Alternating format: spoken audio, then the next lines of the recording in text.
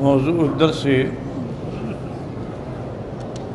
شبہات الکفار فی رسالة النبی صلی اللہ علیہ وسلم وانزال الوحی والرد علیہم، سورة الحجر۔ الحمدللہ رب العالمین، والصلاة والسلام على اشرف الانبیاء وسید المرسلین سیدنا محمد وعلى آلہ واصحابہ اجمعین۔ اللہم صل علی سیدنا محمد وعلى آل سیدنا محمد کما صلیت علی ابراہیم وعلى آل ابراہیم فی العالمین انک حمید مجید۔ اعوذ باللہ من الشیطان الرجیم، بسم اللہ الرحمن الرحیم۔ الف لام را، تلک آیات الکتاب وقرآن مبین۔ ربما يود الذين كفروا لو كانوا مسلمين ذرهم يأكلوا ويتمتعوا ويلههم الأمل فسوف يعلمون۔ قال المؤلف والمفسر رحمه الله تعالى أدام النفع بعلومه وعلومكم في الدارين آمين، إلى أن قال عبد الرزاق قال أخبرنا الثوري عن حماد إبراهيم وعن خصيف مجاهد قال لا يقول أهل النار للموحدين ما أغنى عنكم إيمانكم، فإذا قالوا ذلك قال الله أخرجوا من كان في قلبه مثقال ذرة من إيمان، قال فعند ذلك قوله ربما يود الذين كفروا لو كانوا مسلمين۔ اللہ نے فرمایا کہ جہنم کے اندر کیونکہ گناہ گار مومن جو ہیں وہ بھی ہوں گے، تو کافر ان سے کہیں گے پھر تمہیں ایمان نے کیا فائدہ پہنچایا، ہم بھی جہنم میں ہیں تم بھی جہنم میں ہو۔ تو اللہ تبارک و تعالیٰ حکم دیں گے کہ جس کے دل کے اندر ذرے کے برابر بھی ایمان ہے اس کو جہنم سے نکال دو۔ جب ان کو نکالیں گے تو اب حسرت کریں گے ہائے کاش ہم بھی مسلمان ہوتے ہیں۔ وَهَكَذَا رَوَى عَنِ الضَّحَاكِ وَقَتَادَةَ وَبِالْآلِيَةِ وَغَيْرِهِمْ وَقَدْ وَرَدَ فِي ذَلِكَ أَحَادِيثٌ مَرْفُوعَةٌ۔ فقال الحافظ أبو القاسم الطبراني حدثنا محمد بن العباس والأخرم حدثنا محمد بن منصور الطوسي حدثنا صالح بن إسحاق الجهبذي وابن علية يحيى بن موسى حدثنا معروف بن واصل عن يعقوب بن نباتة عن عبد الرحمن الأغر عن انس بن مالک رضی اللہ تعالی عنہ قال قال رسول اللہ صلی اللہ علیہ وسلم ان ناسا من اہل لا الہ الا اللہ يدخلون النار بذنوبهم فيقول لهم اہل اللات والعزى ما اغنى عنكم قولكم لا الہ الا اللہ وانتم معنا في النار، فيغضب الله لهم ويخرجهم فيلقيهم في نهر الحياة فيبرؤون من حركهم كما يبرأ القمر من خسوفه ويدخلون الجنة ويسمون فيها الجهنميين۔ فقال رجل يا أنس أنت سمعت هذا من رسول الله صلی اللہ علیہ وسلم؟ فقال انس سمعت رسول اللہ صلی اللہ علیہ وسلم یقول من کذب علی متعمدا فلیتبوأ مقعده من النار۔ نعم انا سمعت رسول اللہ صلی اللہ علیہ وسلم یقول هذا۔ ثم قال الطبرانی رحمہ اللہ تفرد به الجہیبذ۔ اب اس روایت مبارک میں آتا ہے مفسر رحمۃ اللہ علیہ فرماتے ہیں کہ اس میں کئی احادیث مرفوعہ صحیحہ ہیں۔ ایک روایت مبارک یہ بھی ہے کہ حضرت انس بن مالک فرماتے ہیں کہ حضور پاک نے فرمایا ان ناسا من اہل لا الہ الا اللہ، کہ لوگ جو مسلمان تھے، کلمہ پڑھنے والے تھے، لیکن اس کے باوجود بھی یدخلون النار بذنوبہم، اپنے گناہوں کی وجہ سے جہنم میں ہوں گے۔ مسئلہ ایک سمجھ لیں کہ تاکہ پھر آپ کو احادیث کے سننے میں سمجھنے میں پریشانی نہ ہو۔ ایک دو لوگ ہیں جو کافر ہیں، جن کی موت کفر پہ آ گئی، وہ کسی قسم کا کافر ہے، یہودی ہے، نصرانی ہے، ہندو ہے، سکھ ہے، قادیانی ہے، مرتد ہے، زندیق ہے، کوئی بھی ہے، اس کے لیے تو ٹھکانہ ہی جہنم ہے۔ بس ایک موٹی بات یاد رکھیں، کیونکہ اللہ نے فرما دیا ہے کہ جو آدمی اللہ کی ذات کے ساتھ شرک کرتے ہوئے مر گیا، حرمہ اللہ علیہ الجنہ، اللہ نے اس پہ جنت حرام کر دی ہے، اس کا مقام جہنم۔ یہ تو ایک مسئلہ ختم ہو گیا کہ جو کافر ہے، جس کی موت کفر پہ آئے، یاد رکھو، اگر مرنے سے پہلے کلمہ پڑھ لیا تو مسلمان ہو گیا، یعنی موت اگر کفر پہ آئے، پھر وہ کافر چاہے کسی قسم کا کافر ہو، اس کا ٹھکانہ تو جہنم ہے، جہنم میں جائے گا، ہمیشہ رہے گا، جہنم سے نکالا ہی نہیں جائے گا، نہ اس کی عذاب میں کوئی تخفیف ہوگی، نہ گھٹایا جائے گا۔ اب مسئلہ ہے مومنین کا، جو لوگ ایمان لے آئے، اب ان میں انبیاء ہیں، وہ معصوم ہیں، شہداء ہیں، ان کے لیے اللہ کا جنت کا وعدہ ہے، حضور کے صحابہ ہیں، وہ محفوظ ہیں، ان پر بھی اللہ راضی ہے، ان کے لیے بھی جنت ہے۔ اب یہ ہے کہ ایک آدمی مومن ہے، کلمہ بھی پڑھتا ہے، عقیدہ بھی صحیح ہے، لیکن گناہگار ہے، نعوذ باللہ اس سے قتل ہو گیا،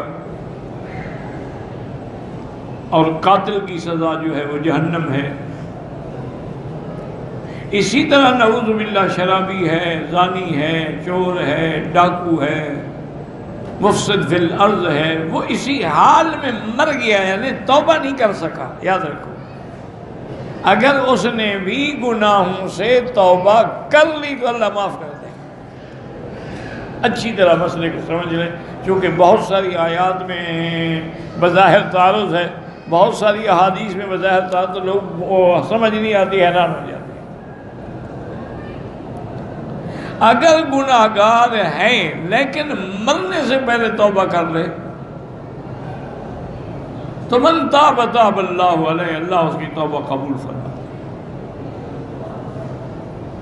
جیسے کہ صحیح روایت میں ہے کہ بنو اسرائیل کے ایک بندے نے 99 قتل کر دیے۔ اب یکدم اس کے دماغ میں خیال آیا کہ اتنا بڑا میں گناہ گار ہوں، کیا میری بھی توبہ قبول ہوگی؟ تو اب وہ بیچارہ پکار جو بھی ملتا ہے راستے میں، اس کا بھائی حل نہیں من توبہ، یار میں توبہ کروں، میری توبہ قبول ہوگی، میں نے 99 قتل کیا ہے۔ تو ایک آدمی نے کہا یار ایک قتل کی سزا جہنم ہے، من یقتل مؤمنا متعمدا فجزاؤہ جہنم خالدا فیہا، تم نے تو 99 قتل کیا ہے، تمہاری توبہ کیوں قبول ہوگی؟ ہم نے کہا چلو اگر توبہ قبول نہیں ہوتی، جہنم میں ہی جانا ہے، تو پھر خام خواہ 100 تو پورا کریں، تلوار نکالی اس کی بھی گردن اڑا، اب 100 قتل ہو گیا۔ اب راستے میں اس کو ایک معقول آدمی مل گیا، اس نے کہا دیکھو ایسے ہر بندے سے جو پوچھ رہے ہو میری توبہ ہے، میری توبہ، ہر آدمی مفتی تو عالم تو نہیں ہوتا نا، یہ سامنے بستی ہے، اس میں بڑے بڑے علماء ہیں، ان کے پاس جا کے مسئلہ پوچھو، میں جاہل ہوں، میں بھی تمہیں مسئلہ نہیں بتا سکتا۔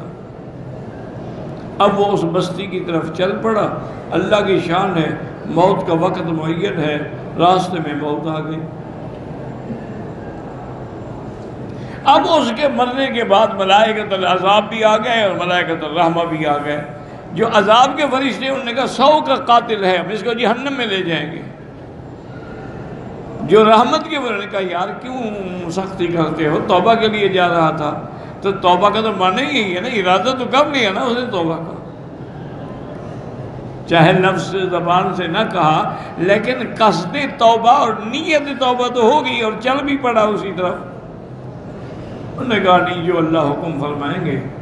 تو اللہ نے فرمایا ایسا کرو، ایک بستی تو وہ ہے جہاں اس نے قتل کیے ہیں، وہاں سے لے کر اس کی لاش جہاں پڑی ہوئی ہے پیمائش کرو، اور ایک بستی علماء کی ہے جہاں یہ مسئلہ پوچھنے جا رہا تھا، اگر تو وہ بستی قتل والی قریب ہو جائے اس کو جہنم میں لے جاؤ، اور اگر بستی وہ علماء والی قریب ہو جائے تو اس کو جنت میں لے جاؤ۔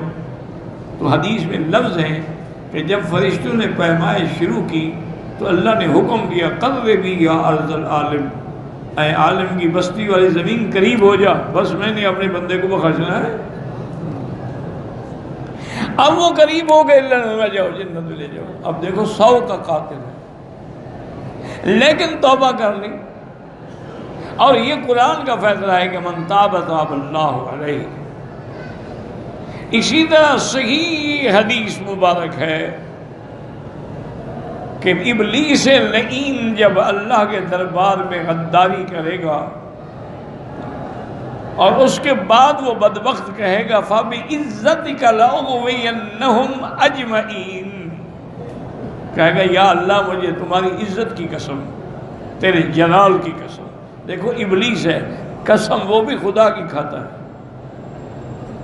ایک ہمارے مسلمان ہیں جو پیر کی قسم کھاتے ہیں، مجھے بچے کے سر کی قسم، مجھے پیر کے مزار کی قسم، مجھے آستان شریف کی قسم، مجھے رزق کے اڈے کی قسم۔ یہ کفر ہے، معمولی گناہ نہیں، کفر ہے۔ غیر اللہ کی قسم کھانا جو ہے وہ کفر ہے۔ من حلف بغیر اسم اللہ فقد کفر۔ وہ دیکھیں ابلیس ہے، لعین ہے، مردود ہے، مرجوم ہے، لیکن قسم اللہ کی کھا رہا ہے۔ فَبِعِزَّتِكَ لَأُغْوِيَنَّهُمْ، مجھے آپ کی عزت و جلال کی قسم ہے میں تیرے بندوں کو گمراہ کر دوں گا، سب کو گمراہ کر دوں گا، ہاں تیرے جو خاص بندے ہیں وہ بچ جائیں گے۔ تو پتہ ہے میرے اللہ کیا جواب دیں گے؟ فرمائیں گے فَبِعِزَّتِي وَجَلَالِي، بدبخت مجھے بھی اپنی عزت و جلال کی قسم ہے جب تک بندے توبہ کرتے رہیں گے میں بھی گناہ معاف کرتا رہوں۔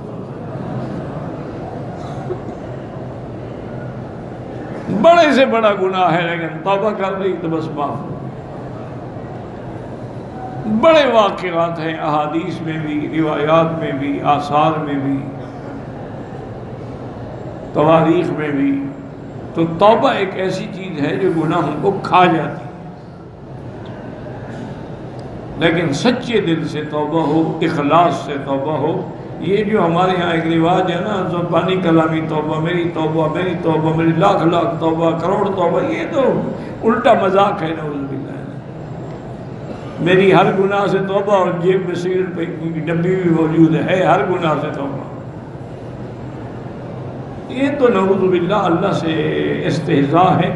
خدا نہ کرے کہ اس توبہ پر ہم پکڑے جائیں۔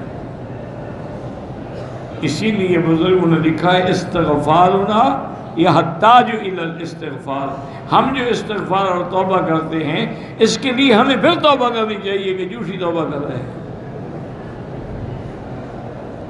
تو اب مسئلہ اچھی طرح سمجھ لیں کہ ایک آدمی گناہ گار ہے، قاتل ہے، شرابی ہے، زانی، کیا مرنے سے پہلے توبہ کر لی تو اللہ توبہ قبول کر کے معاف کر دے۔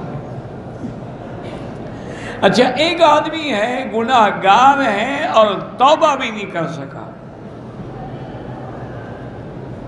گناہ گار ہے لیکن توبہ بھی نہیں کر سکا۔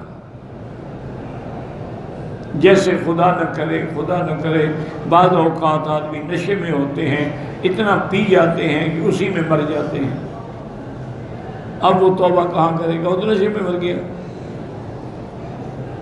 بعض آدمی ایسے ہوتے ہیں اللہ معاف کرے کہ زنا کر رہے تھے، گھر والا آ گیا اور ماری گولی، دونوں کو مار دیا، دونوں مر گئے، اس حالت میں کہاں وہ توبہ کرے گا۔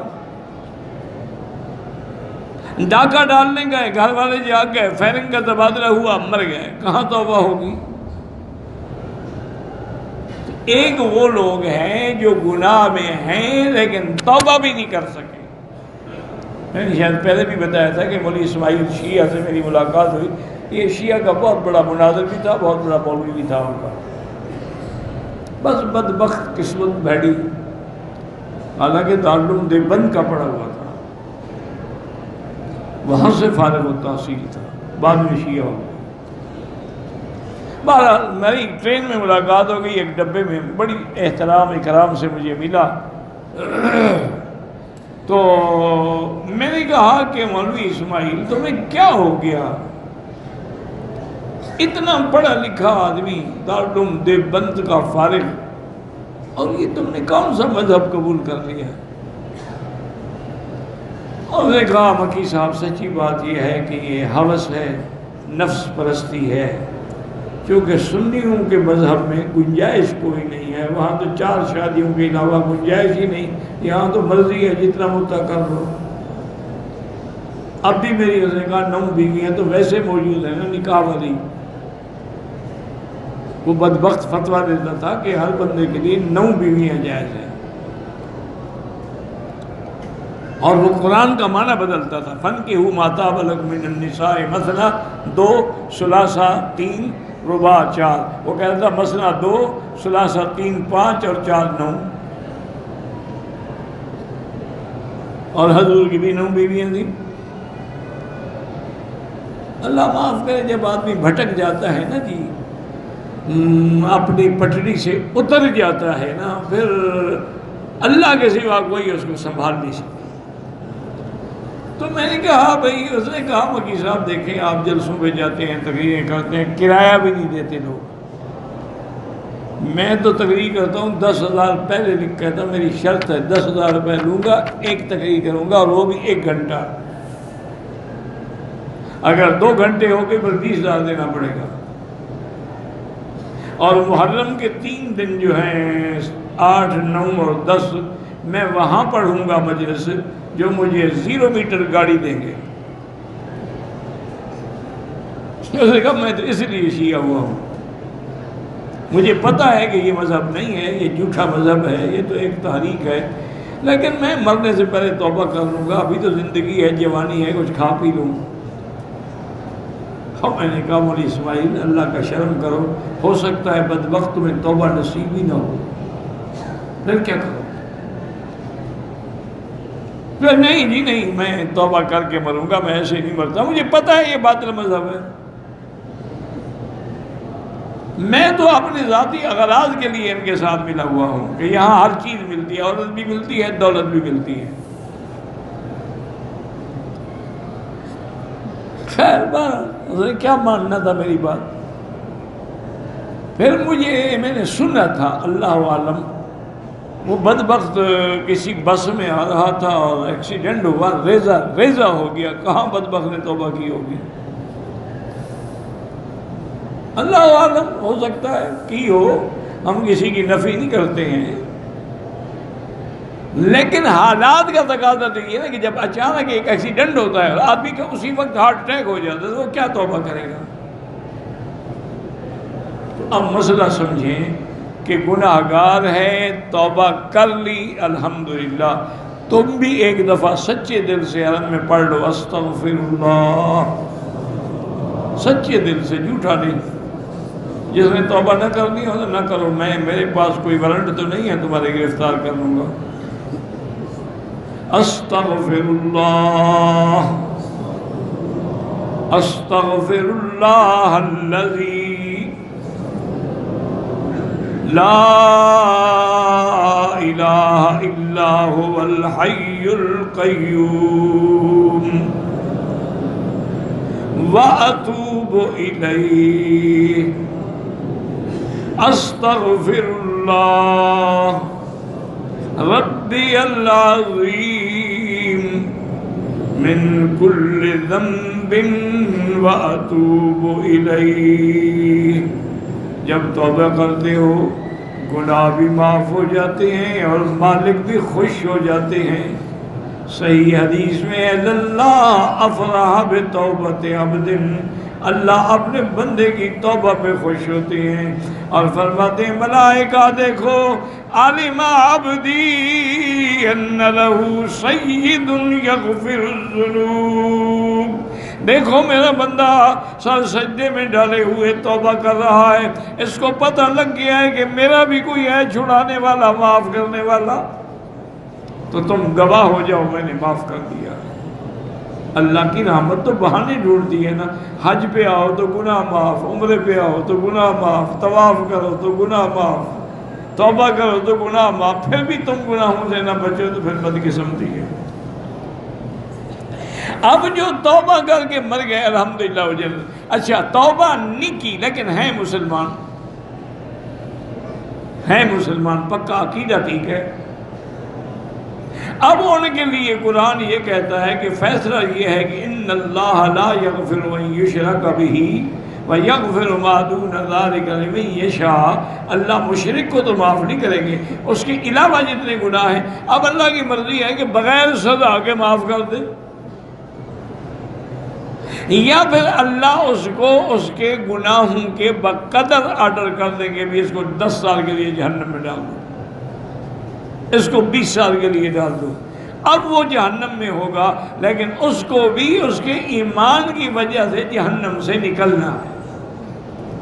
اب وہ کیسے نکلے گا؟ یا تو خالص اللہ کی رحمت سے، یا پھر شفاعت انبیاء سے، صلحاء شفاعت کریں گے، انبیاء شفاعت کریں گے، اللہ کے قرآن کی صورتیں شفاعت کریں گی، حافظ قرآن شفاعت کریں گے، علماء شفاعت کریں گے، تو اس طرح پھر اللہ ان کو بھی جہنم سے نکال دیں گے۔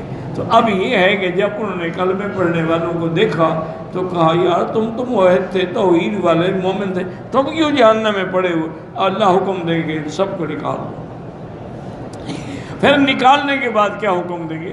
فَيُخْرِجُهُمْ فَيُلْقِيَهُمْ فِي نَهَرِ الْحَيَاةِ، جنت کے اندر ایک نہر ہوگی جس کا نام نہر الحیات ہوگا، اللہ حکم دیں گے کہ اس نہر کے اندر ان کو غسل دو، جب اس نہر میں ان کو غسل دیا جائے گا فَيَبْرَؤُونَ مِنْ حَرْقِهِمْ، ان پر وہ جلنے کے جو داغ تھے وہ سب مٹ جائیں گے اور ان کا چہرہ ایسا ہو جائے گا جیسے چاند اندھیری بدلی سے نکل آیا ہو۔ وَيَدْخُلُونَ الْجَنَّةَ، اللہ ان کو جنت میں داخل کریں گے۔ وَيَسَمَّوْنَ فِيهَا الْجَهَنَّمِيِّينَ، لوگ دیکھا یہ وہ ہیں جہنمی جن کو اللہ نے جہنم سے نکال کے اب ان کو بھی جنت دے دی ہے۔ تو اس آدمی نے پوچھا حضرت انس سے کہ تم نے یہ حدیث خود سنی ہے؟ اس نے کہا اللہ کے بندے میں نے حدیث سنی ہے، اور میں نے یہ حدیث بھی سنی ہے کہ حضور نے فرمایا جو آدمی مجھ پہ جھوٹ بولے وہ جہنم میں اپنا ٹھکانہ بنا لے، تو میں کیسے جھوٹ بولوں گا حضور پر؟ الحدیث الثانی قال الطبرانی ایضا حدثنا عبداللہ بن احمد بن حنبل رحمہ اللہ تعالی حدثنا ابو الشعثاری بن حسن الواسطی حدثنا خالد بن نافع الاشعری عن سعید بن ابی بردۃ النبی عن نبی موسیٰ رضی اللہ تعالی عنہ قال قال رسول اللہ صلی اللہ علیہ وسلم اذا اجتمع النار فی النار ومعهم من شاء اللہ من اہل القبلۃ قال الکفار للمسلمین، کہ جب جہنم میں جہنمی اکٹھے ہوں گے اور وہاں کچھ مسلمان بھی ہوں گے تو وہ کافر مسلمانوں سے کہیں گے الم تکونوا مسلمین، تو یار تم تو مسلمان تھے، قالوا بلا، وہ کہیں گے ہاں بالکل، قالوا فما اغنی عنکم الاسلام وقد صرتم معنا فی النار، پھر تمہیں اسلام نے کیا فائدہ پہنچایا کہ آج تمہارے ساتھ جہنم میں پڑے ہو؟ قالوا کانت لنا ذنوب فاخذنا بها، وہ کہیں گے ہمارے گناہ تھے جن کی وجہ سے اللہ نے ہمیں سزا دی ہے۔ فسمع اللہ ما قالوا، اللہ پاک سب جانتے ہیں سن رہے ہیں۔ فامر بمن کان فی النار من اہل القبلۃ فاخرجوا، اللہ حکم دیں گے اب جو بھی جہنم میں اہل قبلہ مسلمان ہیں ان سب کو نکال دو۔ فلما رأى ذلك من بقي من الكفار قالوا يا ليتنا، اب جب کافر باقی رہیں گے مومن نکل جائیں گے وہ بھی کہیں گے یا لیتنا كنا مسلمین فنخرج كما خرجوا، ہم بھی کاش مسلمان ہوتے، لیکن اب ان کی حسرت یا ندامت یا توبہ فائدہ نہیں دے گی، قال ثم قال رسول اللہ صلی اللہ باللہ من الشیطان الرجیم الف لام را تلک آیات الکتاب وقرآن مبین ربما یود الذین کفروا لو کانوا مسلمین ورواه ابن وهاب من حدیث خالد بن نافع به وزاد فيه بسم اللہ الرحمن الرحیم عوض الاستعاذتی، یعنی ایک روایت ہے کہ حضور نے پہلے تحفظ پڑھا، اعوذ باللہ پڑھا، لیکن ایک روایت میں کہ نہیں، حضور نے بسم اللہ پڑھ کے پھر یہ سورہ شروع کر، دونوں جائز ہے، اعوذ باللہ بھی پڑھنا جائز ہے اور بسم اللہ پڑھ کے شروع کرنا بھی جائز ہے، واللہ اعلم۔